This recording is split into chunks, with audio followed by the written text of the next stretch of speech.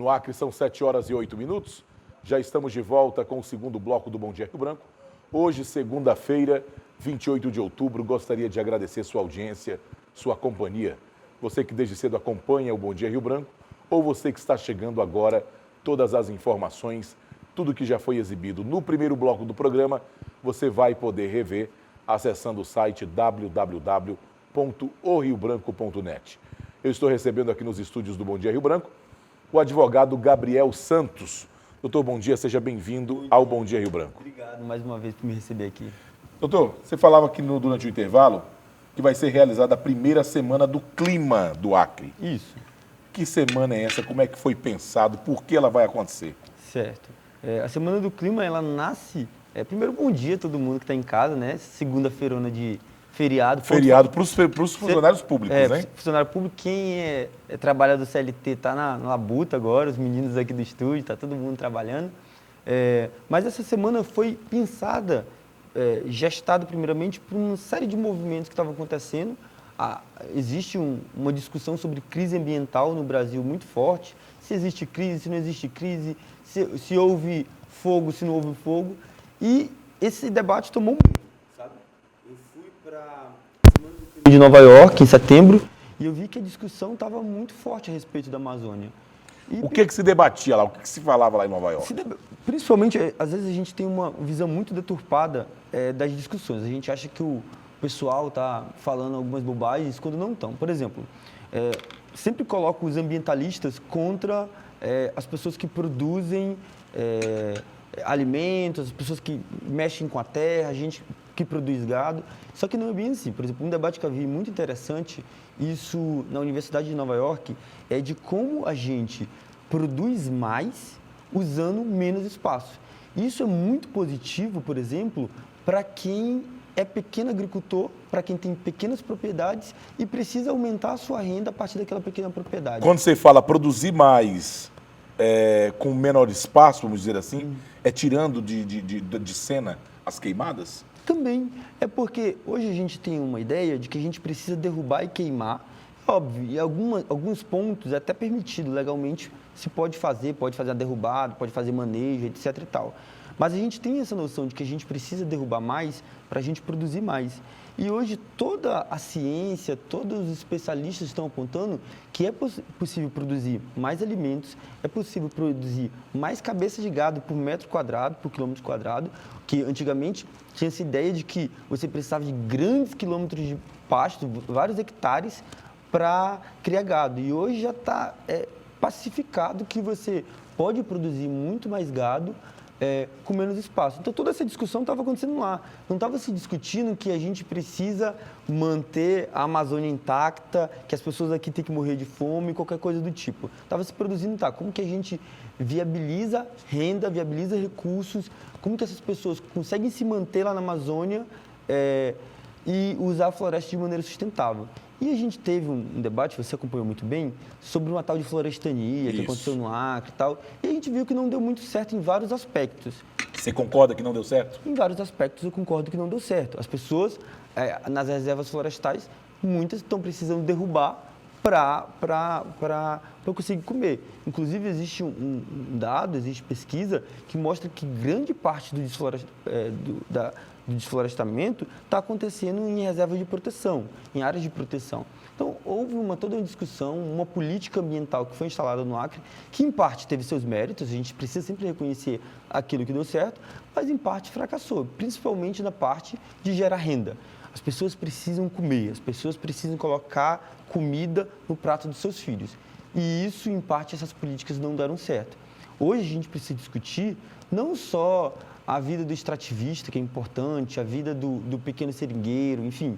Não só, essas pessoas são muito importantes, mas a gente precisa realmente entender como que a gente produz mais alimento, como a gente produz arroz, feijão, coisa que está sendo feita, por exemplo, muito em Acrelândia, que ano passado eu rodei parte desse estado e vi que tem muita gente produzindo de uma maneira muito bacana. Então, essa é a discussão que a gente precisa fazer, de um novo conceito de uso da floresta, do uso dos espaços que a gente tem aqui no Acre, do uso do solo adequado, para o nosso próprio desenvolvimento. Então, eu vi que estava tendo essa discussão lá em Nova York e pensei, cara, por que a gente não está discutindo isso também no Acre? A gente tem muitas discussões, muitos debates, muito voltados só para o meio acadêmico, muitas vezes, ou para especialistas, ou para governo. Então, o governo fala com o governo, a academia fala com a academia, e a gente precisa começar a discutir governo, academia, população, lideranças indígenas, comunidades tradicionais, colocar todo mundo para conversar. E essa é a ideia dessa Semana do Clima. O que mais te chamou a atenção lá nesse debate que tu participou em Nova York foi o fato de um problema do Brasil, da Amazônia, está sendo discutido lá em Nova York e não está sendo discutido, não vou dizer nem no Acre, mas no próprio Brasil? Eu acho que o Brasil perde um pouco do protagonismo na hora dessa discussão e fica reclamando depois, porque os outros estão discutindo e a gente não. Então, tipo, ninguém vai forçar a gente a discutir a Amazônia. Nós precisamos discutir a Amazônia. Nós que vivemos na Amazônia, precisamos discutir a Amazônia. Porque, não, com todo respeito, os especialistas, eles estudam muito, mas quem tem a vivência de produção é o pequeno agricultor que está em alguma colônia assistindo a gente, ouvindo a gente agora. Não é um cara que está lá na Universidade de Nova York debatendo, ele pode ter feito todos os estudos do mundo, mas quem entende mesmo do que ele está produzindo, a dificuldade que ele tem que enfrentar um ramal na época de chuva, se ele tem que queimar ou não tem que queimar, como que ele tem que derrubar, tudo isso, essas pessoas que estão na ponta. E a gente precisa trazer os cientistas para perto dessas pessoas. Essa é a discussão que a gente quer fazer. Existe também muito, como diz assim no acreanês, muito disse-me-disse, muito fuxico. Isso. A imprensa internacional noticiava muito de que a Amazônia estava pegando fogo, de que a Amazônia estava em chamas. Aí você falou no início da nossa conversa que tem fogo e tem fumaça. Isso aí é fato. Onde há fumaça, há fogo. Onde há fumaça, há fogo. Agora, não é a floresta que pega fogo. São justamente o que você falou. São campos, são aqueles roçados onde as pessoas desmatam áreas, muitas vezes, com autorização. Eu tenho tanto, autorização para desmatar tanto ali, vai colocar o fogo. Então, assim, não é tanto assim como dizem, mas, claro, o que mais preocupa, na minha opinião, além do fogo, é a fumaça que causa. Isso, sim, é um grande problema. Isso aumentou muito, inclusive, essas fumaças que a gente vivenciou em agosto, final de agosto para setembro, aumentou muito o número de casos de crianças e idosos internados e buscando as unidades de saúde, porque essa discussão de que aumentou 200%, salvo engano, só que no Acre o número de queimadas em relação a 2018. É um número expressivo, a gente sabe que todo ano acontece, mas esse ano realmente pegou a gente de surpresa pelo número de fumaça, né? Então, a fumaça que deixou a gente assustado, de fato. E outra coisa, o que as pessoas visualizam diariamente ou visualizavam naquela época não era o fogo, era a fumaça. E grande parte dessa fumaça também vinha da Bolívia. Então, assim, a discussão precisa ser tomada, mas dentro da legalidade, dentro do que realmente existe. E o que aconteceu? A Polícia Federal identificou agora, recentemente, que houve em alguns estados, Pará, Mato Grosso, Amazonas, Rondônia, o Dia do Fogo, que foram alguns pecuaristas, algumas pessoas de má índole, maus pecuaristas, para deixar claro que tem bons pecuaristas também, algumas pessoas, alguns madeireiros ilegais que combinaram num dia só de atear fogo em boa parte dos seus campos, roçados, em áreas da União, enfim. Então, houve muitas ações ilegais, isso é identificado e constatado pela Polícia Federal, que houve muita prática ilegal. Agora, a gente precisa entender a dimensão disso e por que isso aconteceu em 2019 para que não volte a acontecer em 2020. Qual é a intenção dessa semana? Qual é a intenção de criar esse debate aqui? É para realmente acabar com esse fuxico, desse disse-me-disse. Porque a gente vai muito na questão da nossa opinião. Eu acho que foi assim, ou eu acho que foi assado. É as discussões que a gente faz sobre política, sobre um monte de coisa que realmente depende da nossa opinião. Só que tem coisa que é ciência, que não depende da nossa opinião, é fato.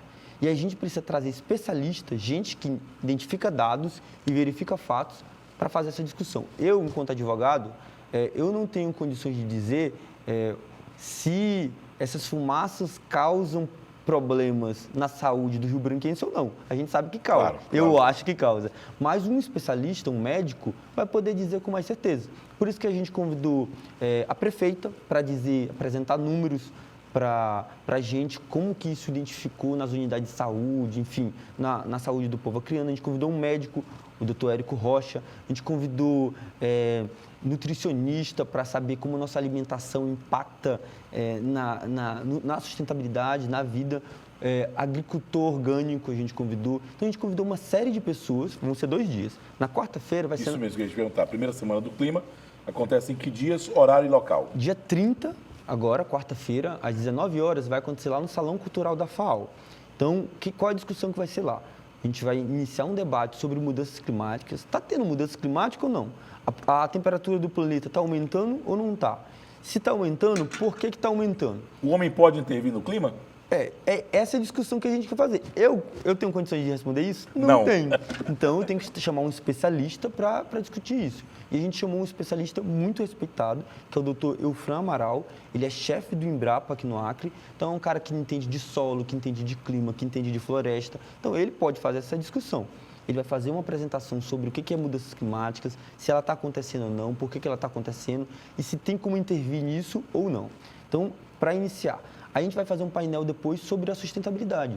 Como essas mudanças climáticas, elas impactam na nossa economia.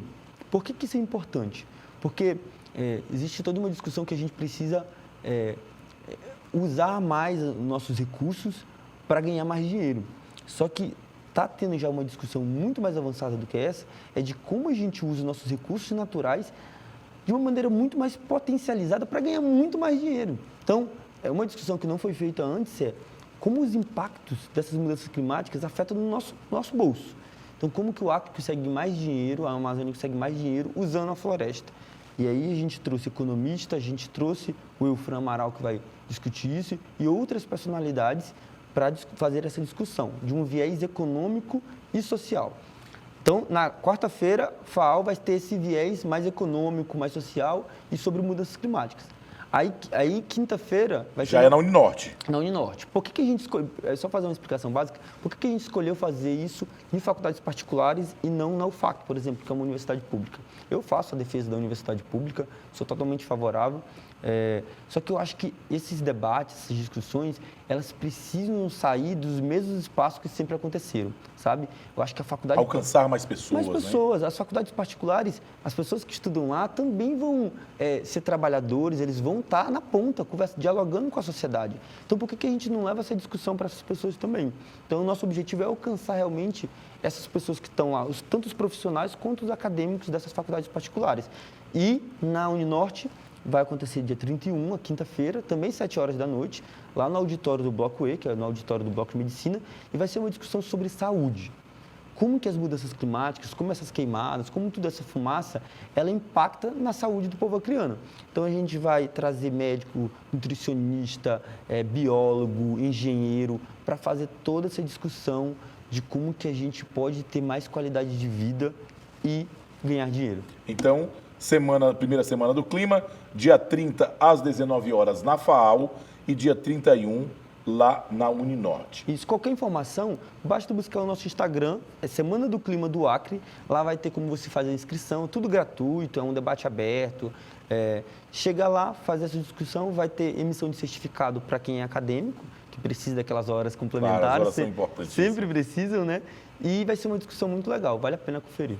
7 horas e 21 minutos, eu vou fazer mais um intervalo comercial, não vou lhe agradecer agora, porque você permanece comigo. No próximo bloco, nós vamos falar sobre política aqui no Bom Dia Rio Branco. A gente volta já.